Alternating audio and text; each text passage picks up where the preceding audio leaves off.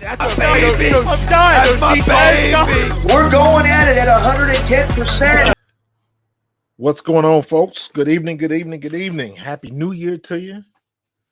Welcome to the Pro Fan Talk. We are back, 2024, doing it better than ever, still on the mothership as we continue to rise on A2D Radio, getting it done. You better believe it. We ain't going nowhere, so you better stop playing. Chucks, my guy, first out the limo. Vince, first out the limo. What's going on, peeps? Rough couple of weeks, but it is what it is, and we are here doing what we got to do. Can't do nothing about it now. The only thing you can do is look forward. That's about it. Ewing 609. Hey. You old school, you know about that. Throw a little Fat Albert on you. But,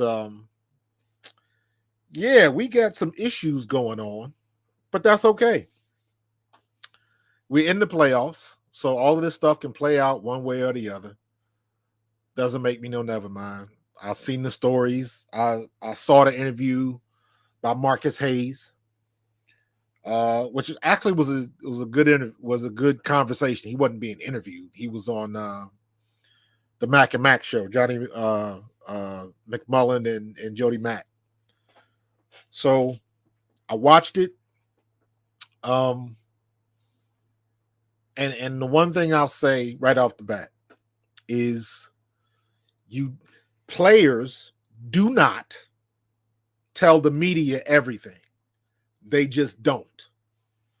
So whatever information he got about A.J. Brown, about what was going on in the locker room, immediately I was like, yeah, I'm not buying that. And there's nobody in that locker room who's going to be able to put their name on that. And if you saw the interview with AJ, he called Marcus Hayes out by name. He said, I wish he was here. He couldn't remember what his name was. But you could hear that. So I think one of the other reporters said that, hold on. I got to close my door. My wife mad at me. You could hear one of the reporters, he asked who his name was. And somebody said Marcus Hayes. So I think AJ was going to call him out. And it just so happened that Marcus Hayes wasn't in the locker room. That's kind of convenient. But it is what it is. And that's okay. You're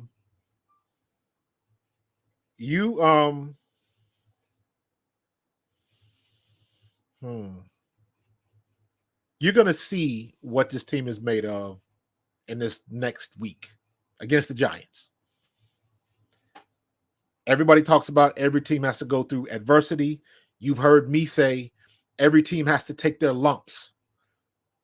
This is exactly what that means. Nick Sirianni, Desai, Patricia, everybody. Who would have thought at the beginning of the year, after everything we saw last year, who would have thought that at the beginning of the year, the best coach on the team would be Michael Clay, special teams coach?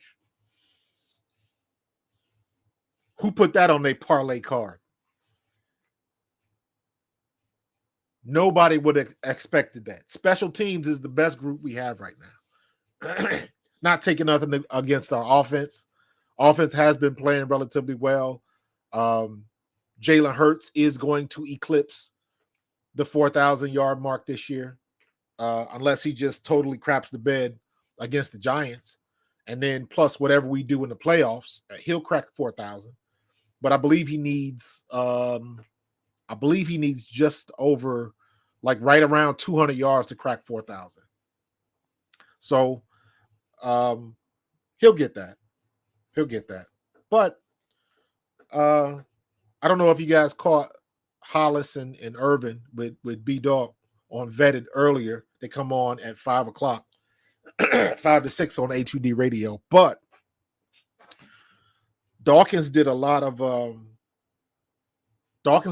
talking about like the attitude that you have and what some of the things that you can do to kind of, get it right, for lack of a better term.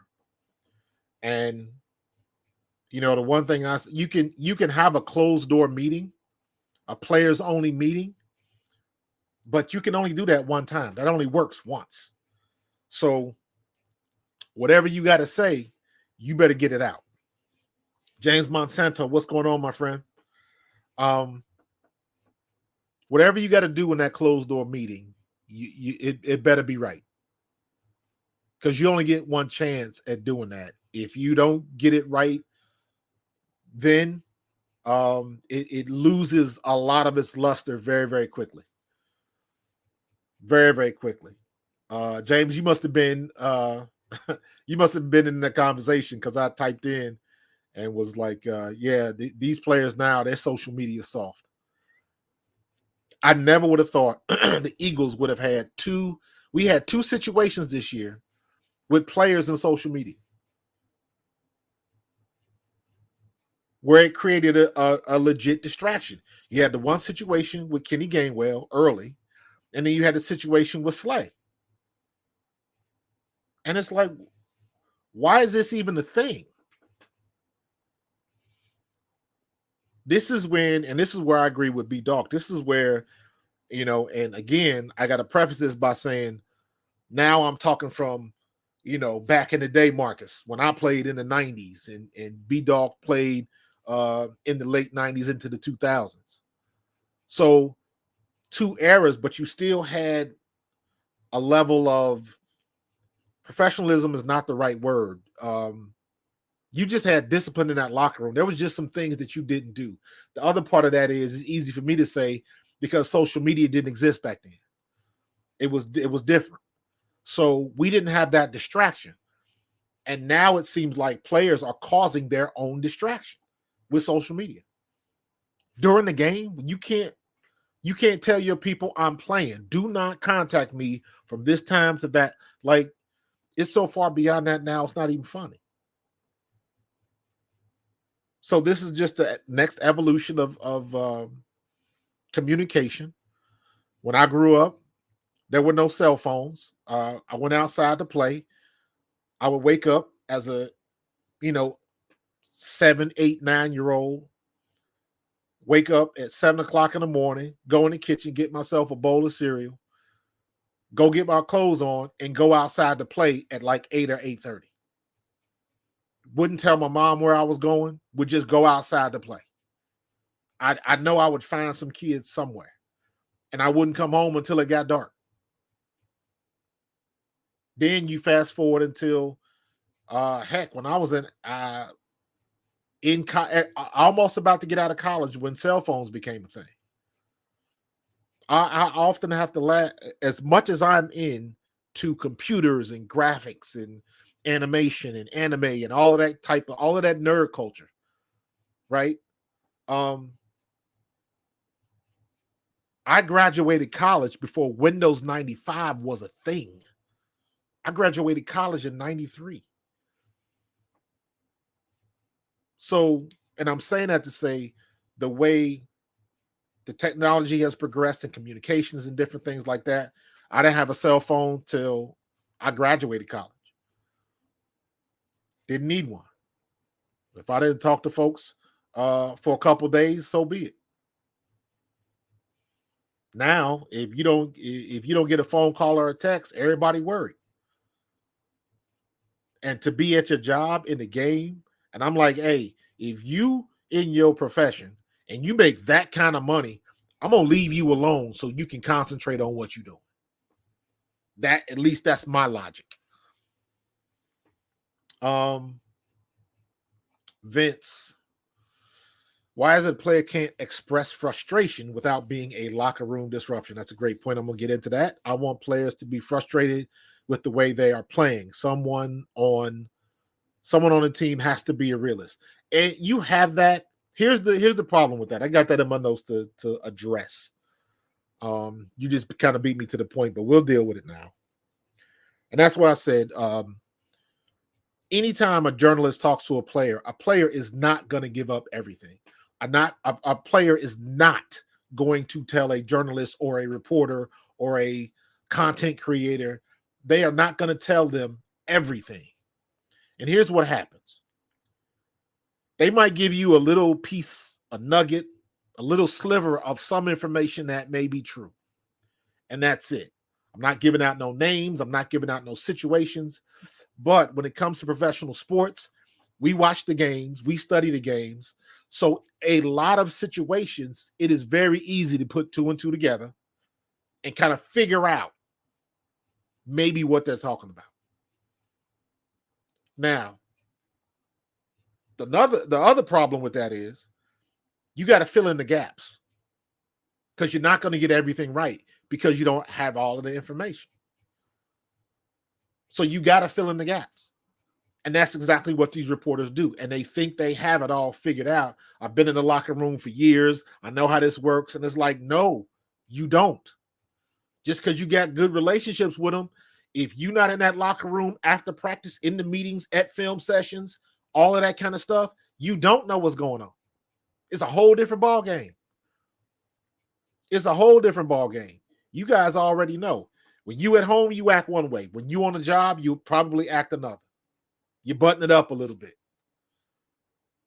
It's the same way in the locker room.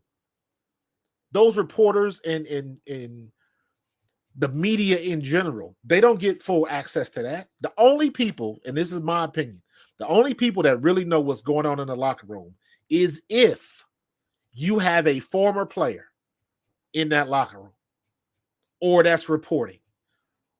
And even that, that flow of information can stop, especially if you have a former player that is working but not working with the team he played with.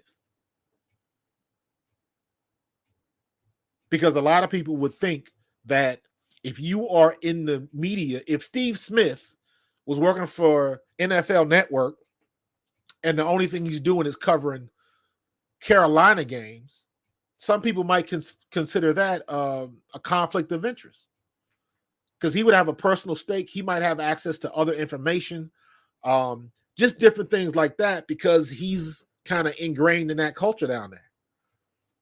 Or maybe in Baltimore. Look at some of the guys that report for the Commanders and any other team. How many times are we watching the broadcast and we hate Troy Aikman and Joe Buck? Or you hate Tony Romo because it sounds like Tony Romo is so Dallas-centric. So it would make sense. But I'm saying all that to say reporters don't have everything. So they got to figure out some things and make some things up so they can fill in the gaps. And it would be just like if you were talking to a friend and someone overheard your conversation and they went somewhere else and told a whole story based on what they heard. They had no context. They didn't hear the beginning. They didn't hear the end. None of it. They just took that little sliver. They took 5 seconds of a 5-minute conversation and they ran with it. That's what these reporters do. So I'm with AJ. I would ask Marcus Hayes, it'll be interesting the next time they meet. Who did you talk to? Because here's what I think. I think Marcus Hayes did talk to somebody and he did ask some questions. And I think he got a generic answer and he just ran with it. I sincerely doubt that he talked to somebody that was like, AJ Brown he's over the top and it's fracturing the locker room and it's all of those headlines that came out based on his behavior after the game. So players are not going to give you that information. And let me tell you this, if it was a player giving out that type of information and another player finds out who it is, that's going to be bad for business for that player.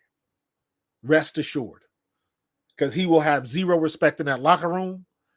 Now you know where the mole is. Now you know who the snitch is and everything that comes with that. Everything that comes with that. So, we'll see what happens with that. But I'm with AJ.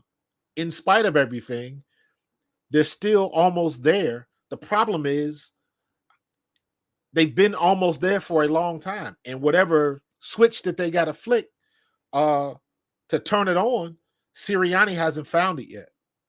That's on him. And I appreciate the fact that A.J. Brown wanted to try to keep it positive, didn't want to pile on the negative, and just make the situation worse. I understand that because as a player, there's no winning move in that. What's the point of it? Because if you do air it out, you're a malcontent. You're causing trouble. That didn't need to be out there. You're supposed to handle that in-house. You're a leader. You're supposed to do this, that, and the other. Everybody puts all of these expectations on you because you're a leader on what you're not supposed to do. So he kept his mouth shut.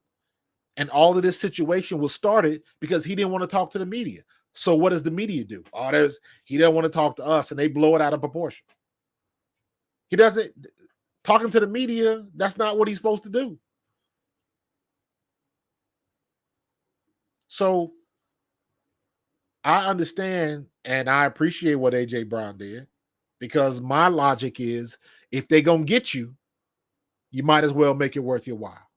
Or if they're going to get you, do it your way. They're going to get you one way or the other. Somebody's going to be mad because they don't like what you said or because you didn't speak to the media or whatever reason they want to make up. So if they're going to be mad regardless, well, then I'm going to make it happen the way I want it to happen, not the way you want it to happen. I'm going to say what I want to say, or I'm not going to talk. However I want to do it, that's what's going to happen because you're going to come up with your interpretation of it anyways.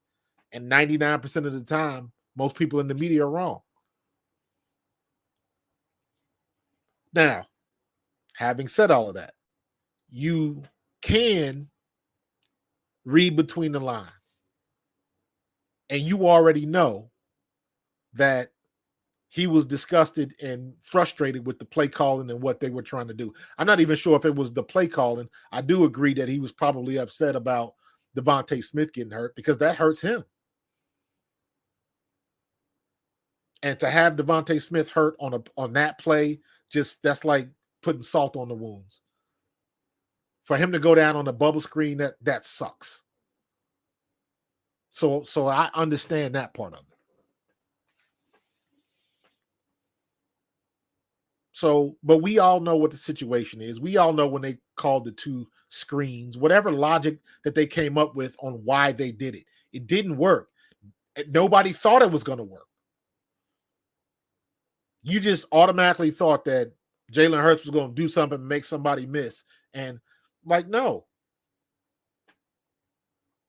And everybody wants to bring up and they want to refer to it with the sideline conversation between Jalen and AJ against the Vikings in week 2. And I remember back then people throwing around the word diva and all of this kind of stuff. I'm like, where y'all getting at? If the smallest thing that happens, you go to the extremes. The media takes it to the extreme.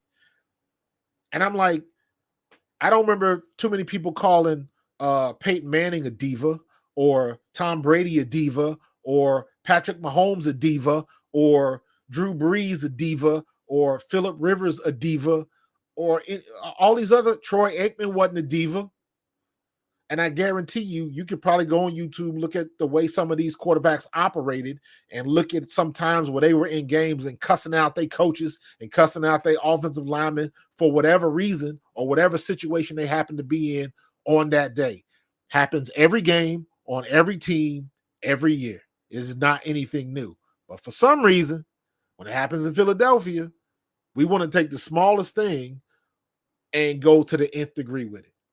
And you can't do that.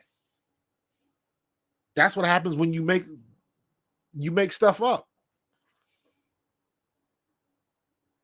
Philadelphia wants to pride itself on being smart and tough fans. Well, that means you got to be smart and tough. And you got to be able to sift through the bulls. You got to be able to get through that nonsense. And sometimes we don't. Sometimes we don't. And I'll say it, even I look back and as as many people that are have fallen out of favor with Donovan McNabb. And I remember, and this is just my interpretation, I remember listening to the radio, and I believe it was Mike Missinelli just ripped into him. For whatever reason. I think we lost the game. It may have been the air guitar game. I think it was a little bit before that. But it all comes back to if they don't like what a player is saying to the media or whatever the situation is, then they'll take that and run with it. They don't care whether he had a good reason or not. They just don't like it. And because you have such an audience listening to the radio or on social media now, it can sway how people think about you. So I'm looking at AJ like, shut them all down. You ain't got to talk to nobody. I'm only here so I don't get fined. You ain't got to talk to none of them. All you got to do is get on the field, get the ball in your hands, and do what you do best. Because that is all the talking we need. That's it. I could care less what they write the next day. Doesn't matter. We either got the win or we got the loss. So, some things to think about. But real quick, before we get too deep, let me pay this bill real quick. And let's see where we at? There we go. Let's pay this bill real quick. Royal Billiard and Recreation, proudly celebrating 40 years and our new, bigger showroom. Twice the size and twice the fun. More pool tables by Olhausen. More dartboard sets, including custom reclaimed backboards. More bar and kitchen stools that can change a room. And more bars, including pre-built and custom. Hot tubs, skee ball, shuffleboard, outdoor, and fun. Royal Billiard and Recreation, your ultimate game room store. Now located on Bethlehem Pike in Colmar. Yeah, man. So we got some things to handle in these next 2 weeks. I want to say I don't care about the Giants game, but I do. What I want to see from the Giants game is we are still a better team than Giants. Although we might have, I expect a big dose of Saquon this weekend. After seeing what Connors did to us, I'm expecting them to run Saquon all day. And we got to figure out a way to stop it. We got to get our issues are still the same. Ain't nothing changed. We already know the back end is suspect, but the back end is okay. The problem is we can't tackle. Back end, linebackers, or whoever. We can't tackle. If a running back or receiver gets to the second level, you praying. Because everybody's coming up high. And I was like, why are they going after James Conner? Why is Moreau trying to pull him down by a shoulder pads? James Conner is 6'1", 230 pounds. Why are you trying to pull him down by his shoulder pads? He's as big as a linebacker. You can't do that. Coaches make a difference. Because if you think back, last year, when we played Tennessee, and we shut King Henry down, everybody want to gripe about John Gannon, but they forget about that game. We shut Derrick Henry down. The quarterback had more rushing yards than the all-pro running back. We absolutely shut him down. Pete, what's going on, bro? We absolutely shut King Henry down. So we had that type of talent. I don't know what the X's and O's are, but we ain't doing it. Gap integrity, tackling, safeties ducking their heads, all of that. It's the same stuff. And to me, it comes down because we don't practice it no more. We do not practice it.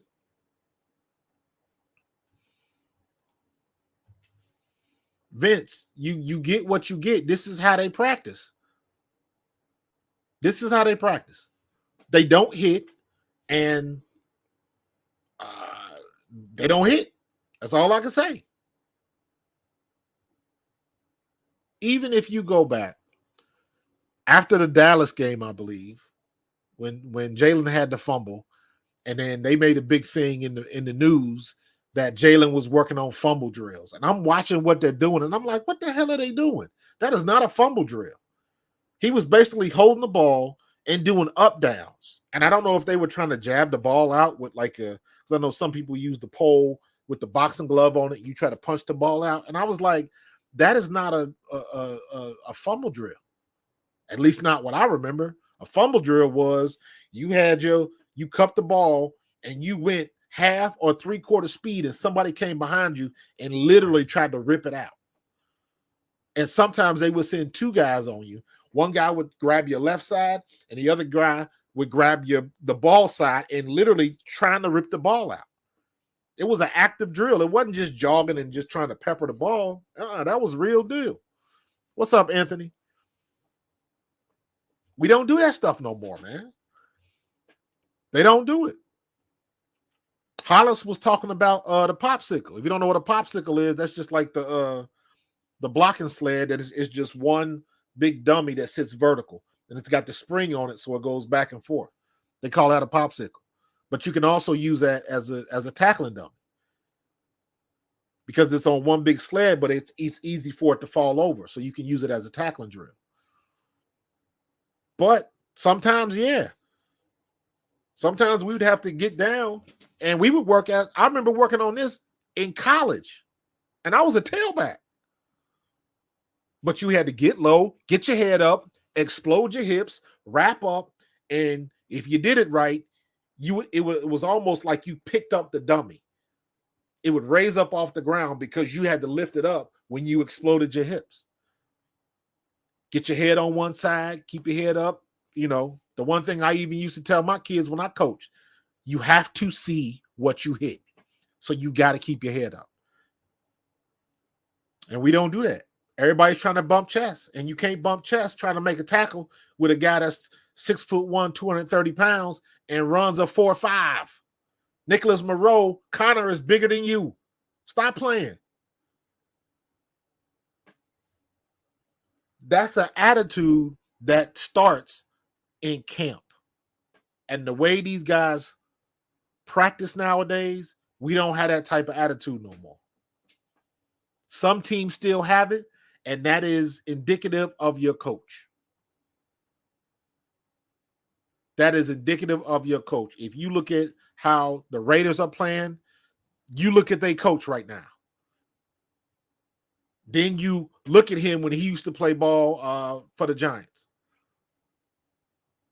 He was that type of player. So you bring that type of attitude with you, and it all falls downhill. Let's be real. Nick Sirianni was a receiver.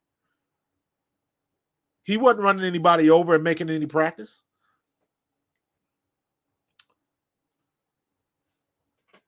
One above all, and I agree with him 100%. When you got linebackers trying to tackle people by their shoulder pads, that's soft. That's soft. When you got Slay talking about he did a good job tackling, that's soft. B-Dog made a good point. Back in the day, you could tell how physical a team was. The following week, whoever you just played, the following week, who was on the practice list the first couple days, Wednesday and Thursday? Who practiced and who didn't? That lets you know how physical your opponent was the previous week. You need that extra day of rest because you sore. And I use that word a lot. Like, man, when I played, we used to bang. We used to get it in. 7-on-7. You're not supposed to tackle, but it always ended up somebody went down to the ground. Even back then, even when you wasn't full speed, you was full speed. Even if you wasn't full contact, you was full contact. And that was the attitude. Shorts and shoulder pads, you think It's not full contact. But guess what? If you're going against linebackers, they still come in the field a hole. So you still gotta make some contact with them and drive them and do all your technique stuff. So it was still contact. The only difference was if I'm a ball carrier, they wouldn't blow you up. They wouldn't blow you up. But if you was full, we went full pads at least once a week. If we had a bad game, we was probably going full pads maybe 2-3 days during the week, depending on who your coach was. So it's an attitude, man. It's an attitude. And we don't have nobody that wants to bring that attitude back. The only person in that locker room, to me, that has that type of attitude is Hassan Reddick. And I'm saying that strictly on what I hear from him when he talks, just the things that he does, just how he carries himself. Like he's a no-nonsense player. So he's the guy with that type of attitude. He's the guy that will probably be there like, we got to work on this and we got to get this straight. I'm sure Fletch and Brandon Graham could do that. But for me, Hassan Reddick is the guy that has the right attitude that I'm looking for. Sidney Brown is too wild right now.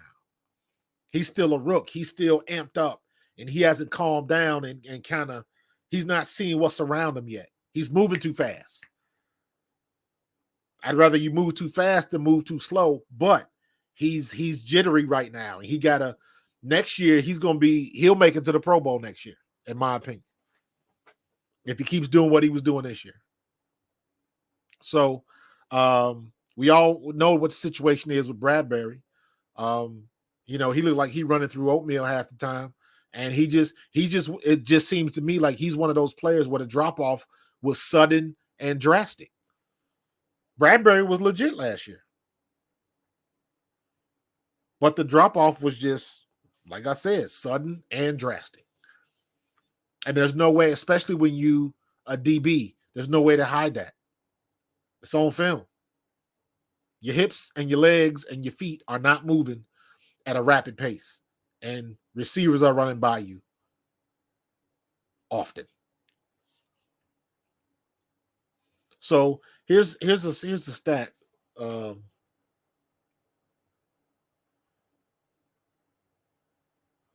3 out of the 3 of our losses in the 3 out of the 5 losses, right, were 1 possession games. 8 out of the 11 wins were 1 possession games.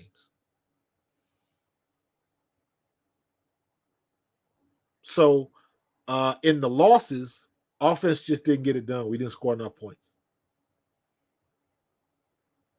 Oh, I'm sorry. In the losses. In the wins, we really had to try to put them away, and we really couldn't even do that because, like I said, 8 out of the 11 wins were 1 possession games where we would have either gotten beaten or tied and went to overtime. So what that tells me is that we can't stop anybody and we can't put anybody away because that is a defense. That's a defensive thing. If they can't score, they can't win. So all of that stuff we talked about, Jonathan Gannon, he had the defense right. Wasn't nobody beating us.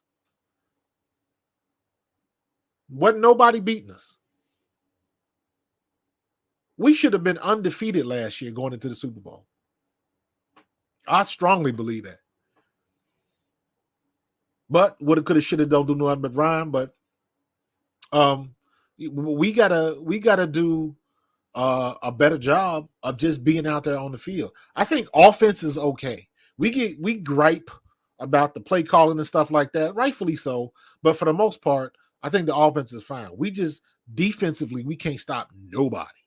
You mean we scored 31 points against a team with 3 wins and we can't win the game? That sucks.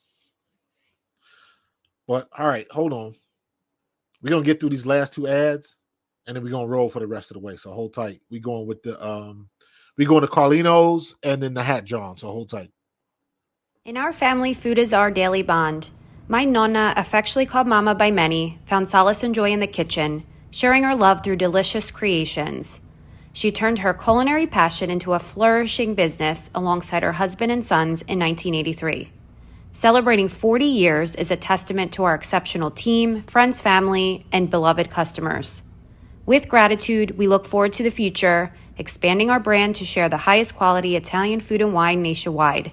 Our heartfelt thanks to everyone who has played a part in our story. Grazie mille.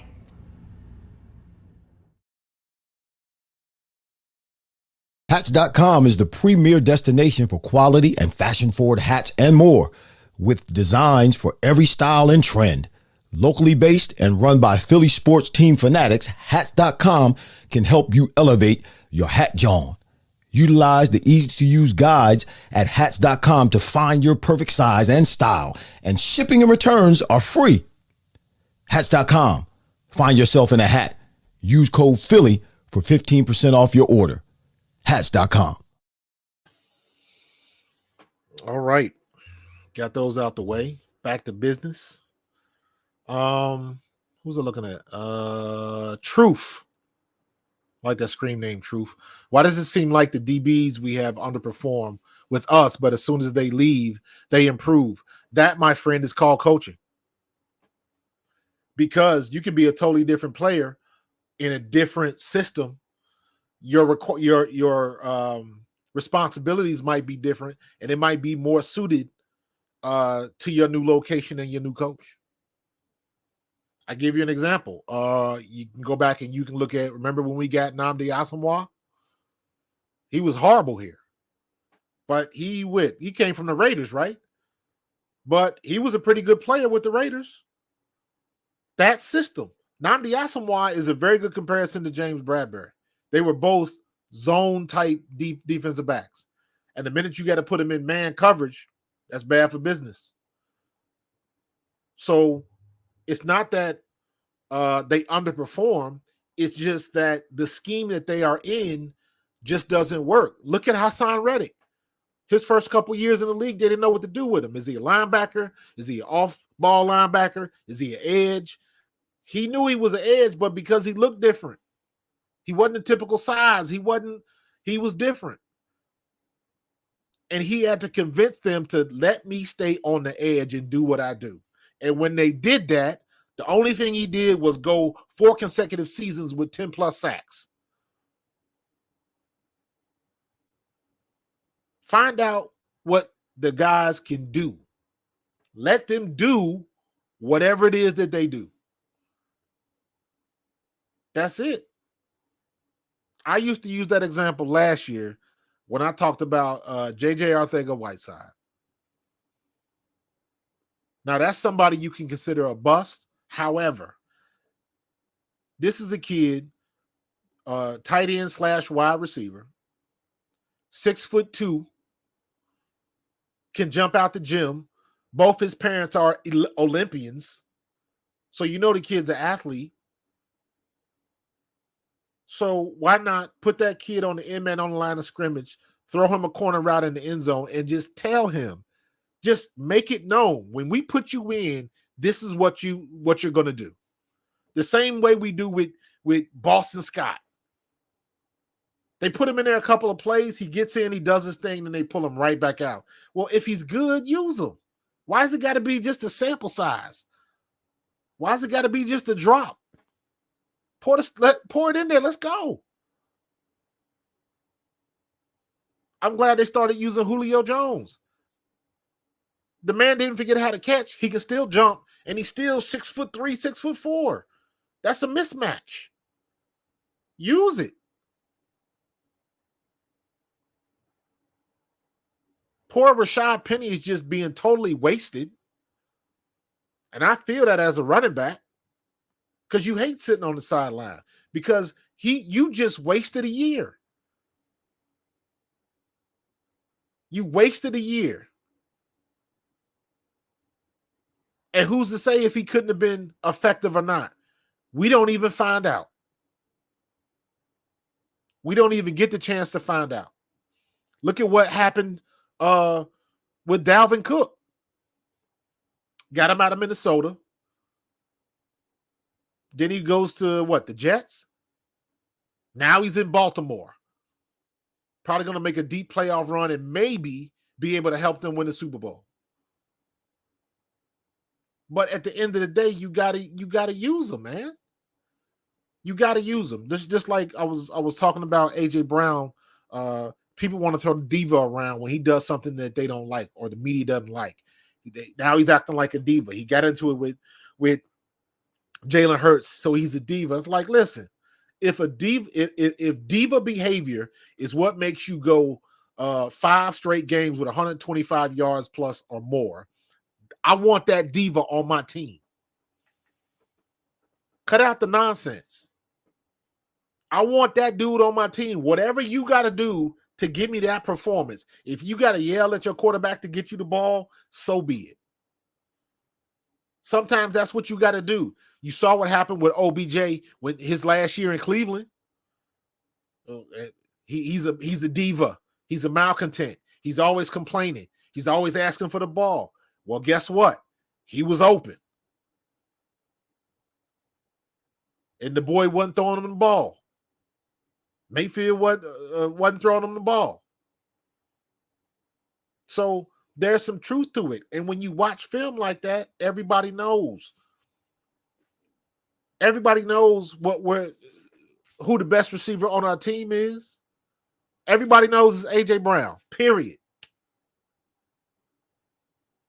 Just like everybody knows, every team we play, they are going to attack James Bradbury if he's in the game. They probably got a coach. The only thing he does is sit up in the box and watch to see when 24 comes in the game. When 24 comes in the game, he gets on his walkie-talkie. Hey, James Bradbury's in the game. He's on the right side. And you know what they do? Attack that side. They'd be stupid not to.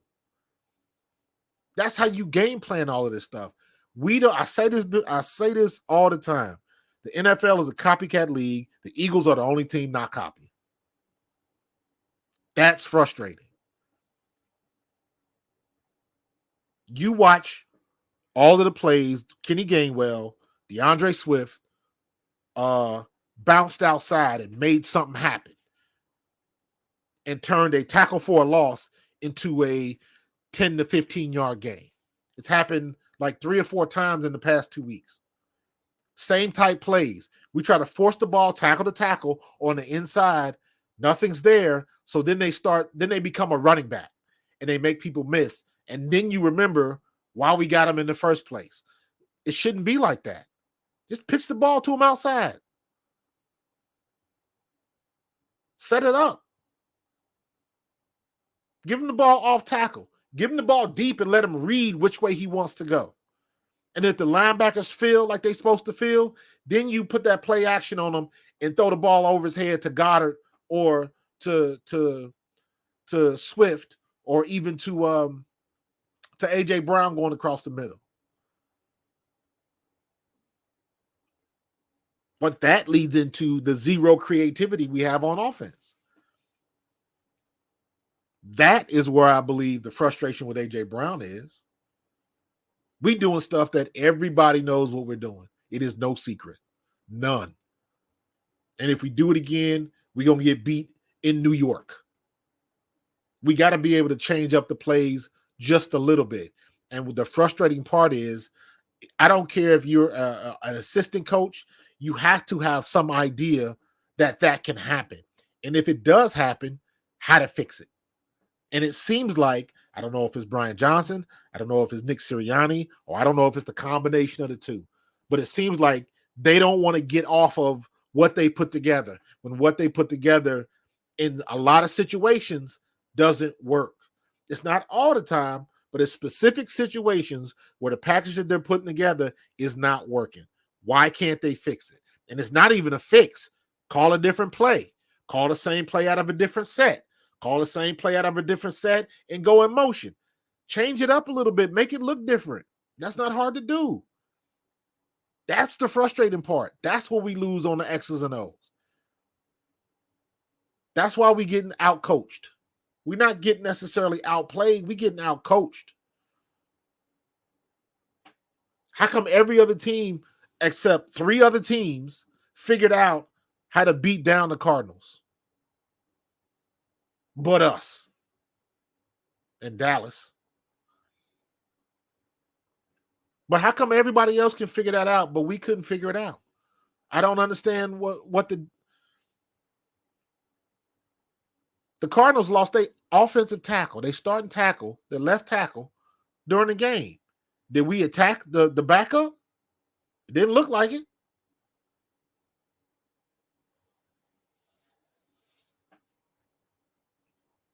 Truth, I know offense isn't the issue, but that's just an example because it works on the other side of the ball too.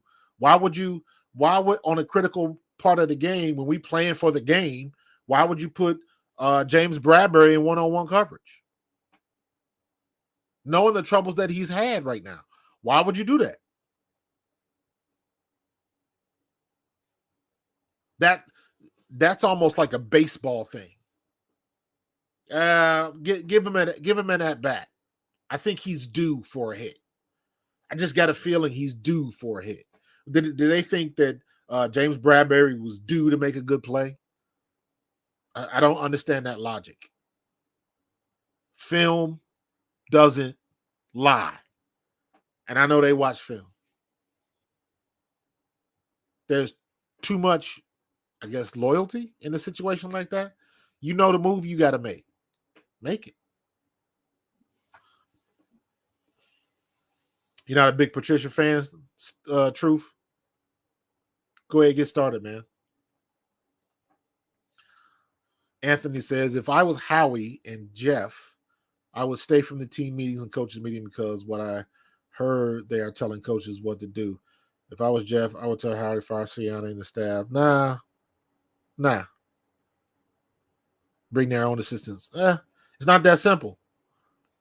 It's not that simple. And you gotta remember, it's not just hiring and firing people, man. You breaking up relationships. You got to get personalities together. When you want to, here's what you got to remember: the minute you get rid of a coach, you got to start over, all over. It's just like today I was talking to my friend and I'm trying to figure out a way. I need a bigger hard drive, right? So I was asking him, should I clone my existing computer and put it on a bigger hard drive? Or should I just nuke the hard drive and start all over? And his answer was, the easiest thing to do is to clone it. The best thing to do would be to nuke it and start over. But if you nuke it and start over, that's not an easy process. And there's a lot of things that can still go wrong if you don't set it up right. Because if you don't set it up right, won't none of your stuff work. That's the same thing with a coach. Look at Desai and Patricia. It's the same thing, except at a more important position. So there's no guarantee that just because you hire somebody else, it's going to change. So I don't know. You have to be careful when you do that. Do you trust that somebody's going to come in and get the most out of Jalen Hurts, get the most out of A.J. Brown, get the most out of DeAndre Swift? Who do you trust to do that? I see a lot of people talking about Harbaugh coming out of Michigan. Maybe. Don't get it twisted. It's a lot of people that went to Michigan and in college football that don't like Harbaugh either. So there's going to be pluses and minuses. But if you're going to make a move like that, you better be certain it's the right move. And you can't be. You can't be. How many people thought Matt Rule was going to be a great coach in the NFL? I know I did. He was a good coach. He understands what he's trying to do. He relates to his players. Matt Rule is the kind of guy that you'll run through a wall for. Just didn't pan out. Did it pan out because he couldn't coach? Or did it pan out because he didn't have a quarterback? Did it pan out because he didn't have a quarterback? Or did it didn't pan out because his offensive coordinator wasn't good enough? What cost him the job? Greg, what's going on, my guy? So there's a lot of things, man, that it's tight. It's tight. So if they're gonna make a move like that, you better be damn sure. Because if you look at the stats and stuff like that, usually it doesn't. There's more situations where it doesn't go well than it does. Just like all these quarterbacks coming out, all these quarterbacks, Caleb Williams and Penix, all these guys coming out. The stats say that most of them are not going to be any good. They're not going to pan out. They're going to be okay quarterbacks, but not franchise quarterbacks. Heck, look at what everybody thought about Jalen Hurts when we drafted him. He was already he'll be another Taysom Hill. He'll be a backup. That's a good pick for a backup quarterback, but he's not going to be able to take your team to the Super Bowl and all of that stuff because they get so many of them wrong.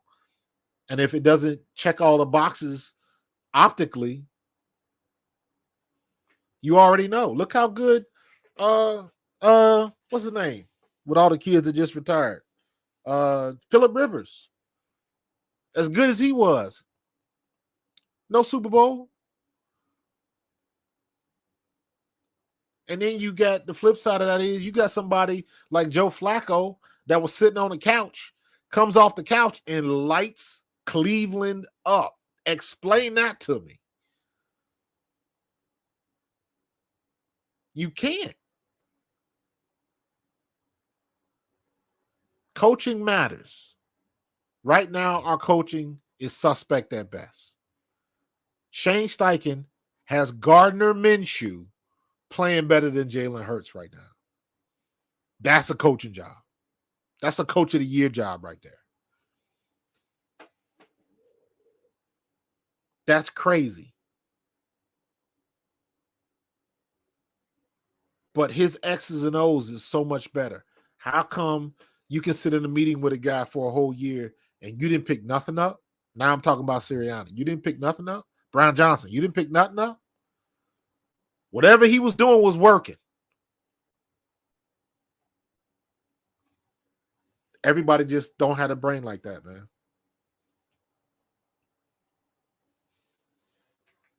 And it's very obvious. I'm good with, graphic design and Photoshop and stuff like that. But if I give you a copy of Photoshop, you ain't going to know what to do with it. You still got to have some skill with the program. You still got to understand what you're doing. And we are in a situation where it looks like our coaches don't know what they're doing. Now, I will say this. I was watching Greg Cosell, and he made a good point. This is not Matt Patricia's defense. This is not what he would have put together. And there's validity in that.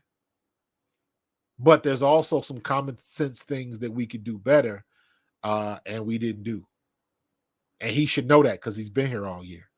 So I'm not going to give him that excuse.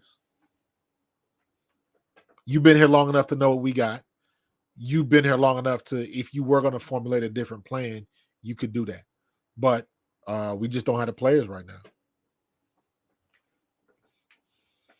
And speaking of players, where did this nonsense come up that now you got people putting stuff on social media like Jordan Davis is a bust? I'm like, where the hell did this come from?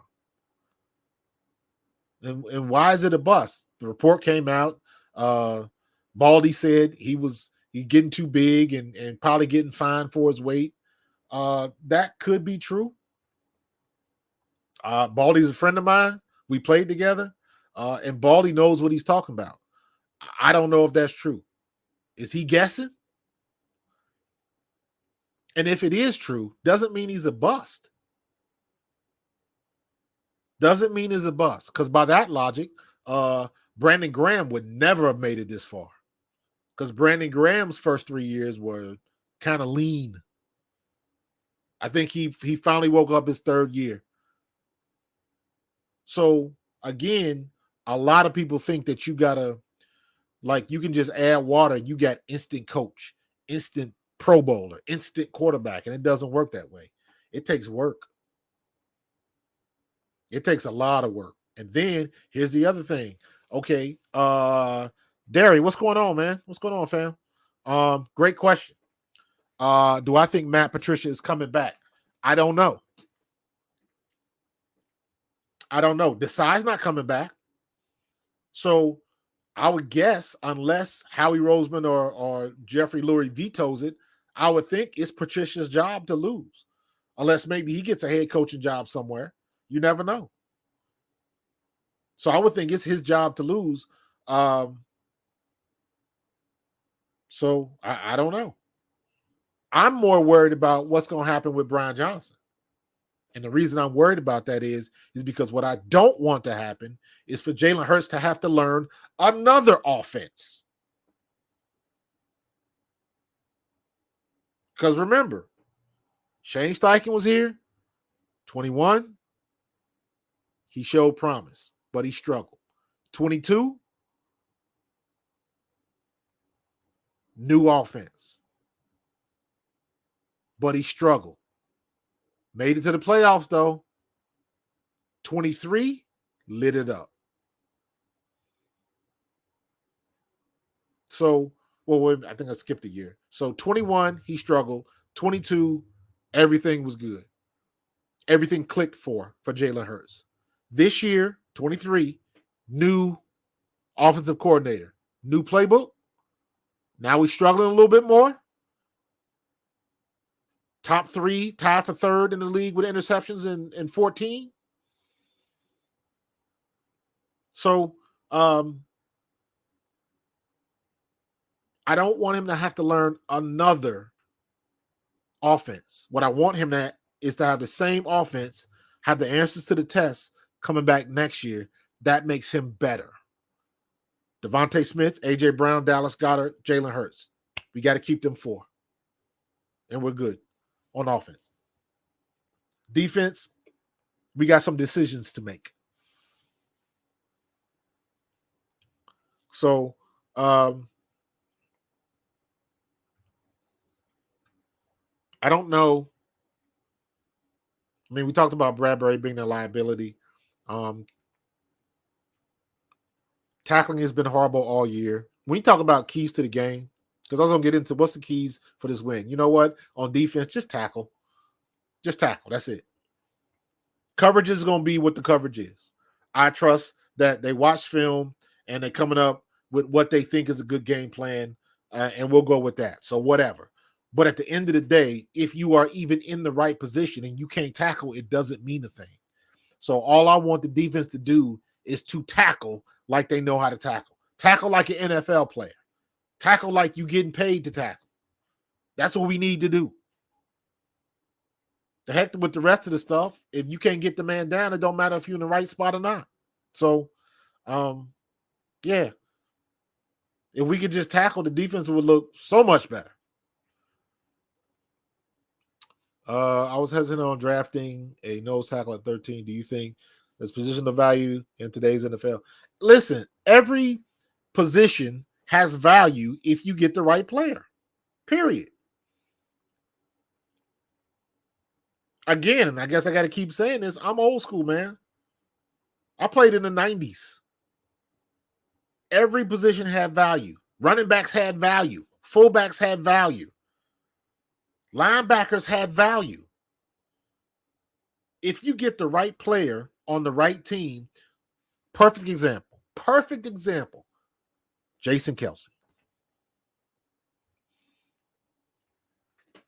In my opinion, if Jason Kelce had been on another team with another coach that wasn't named Jeff Stoutland, Jason Kelce would not be what you see today. That is my opinion. It took Jeff Stoutland being here in Philadelphia, being the type of coach he is, and Jason Kelce coming out when he did and coming here in this city. If it had happened any other way, Jason Kelce would not be the player. He might not even be in the league. What's up, Don Don? So, same thing. You can say the same thing about Brandon Graham. If Brandon Graham goes anywhere else and he has the 4 years that the first 4 years, he may have been cut. But for whatever reason, the people here in this organization saw something in him and they kept him around and he became one of our greatest. That doesn't necessarily happen if it's somewhere else. So you got to be careful when you say that.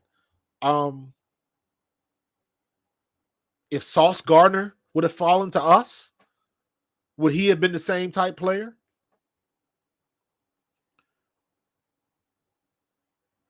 So you can try to put players in different positions or on different teams, but if the coaching is different or if something is just different, it might not work out. You know how I was on the rails about Miles Sanders last year. I thought Miles Sanders should have led the league in rushing if they would have used him correctly. Look what he's doing in Carolina. Not so much, because the coaching it's a different thing. So it doesn't work out the way you think it should. So if you get the right player, there is value. There definitely is value. Don, oh my God. If Mahomes would have been on the Bears, absolutely. But here's one thing you got to think about. Would Patrick Mahomes be the same without Eric Bieniemy and Big Red? That's the question. Would Dak Prescott be the same if he went somewhere else? Would Jordan Love? Jordan Love is a good example because he had to sit behind one of the best. And even when you do sit behind somebody and you do finally become a starter, you still got to take your lumps. Look at Steve Young, all them years behind Joe Montana, who some still consider to be the GOAT. But when they finally named him the starter, he still had to take his lumps, but eventually he got there.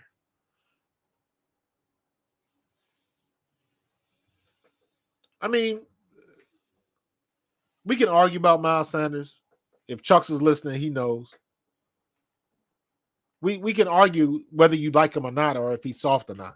That's not my argument. My argument is if the Eagles would have used him like a number one back last year, he would have led the league in rushing. So, how come you can't believe that? Didn't we? Who did we sign a couple years ago off the couch? The guy that was coaching his son's team, and then the Eagles signed him, and the first time he played, he tore his hamstring. Let me see. With my logic, playing devil advocate, should we question if Tracy Rocker is getting the most out of Davis? You can ask that question, but if he had success early, that means he should have success late. And also, what you got to remember is, just like a quarterback, teams watch film on you.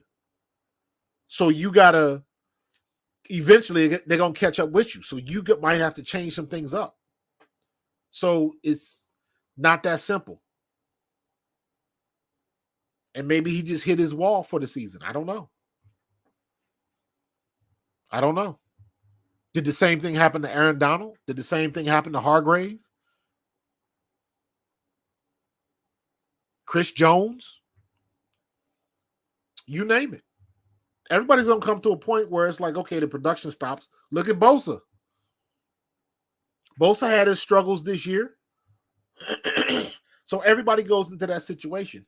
It's just because at some point in time, if your team is not a high-profile team, or if your team is not winning, then the shine is not as great. So the margin for error and the leash that you will give that player is a lot shorter. I don't know. This is only his second year. Don, this is only his second full year playing. So you can't even say that. So I'm big. You let people play it out. Let people play it out. I remember 2 years ago, 3 years ago, when did we have before we had TJ Edwards, who do we have? Singleton. And didn't he damn near lead the team in tackles? As bad as we thought he was? And that Alex Singleton. And that's just, okay, you got somebody, you had to put him in there, and you know what? He showed up. He was better than damn Nick Moreau.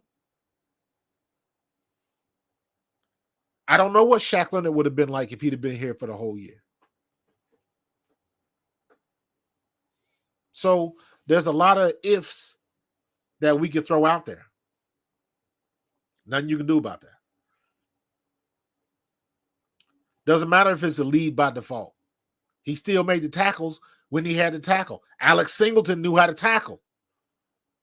TJ Edwards knew how to tackle. What do you think the groundswell in Philadelphia is going to be when we go into the draft this year if, for whatever reason, the Philadelphia Eagles have a chance to draft Jeremiah Trotter Jr.? What do you think the city is going to do if Howie does not pull the trigger on that deal?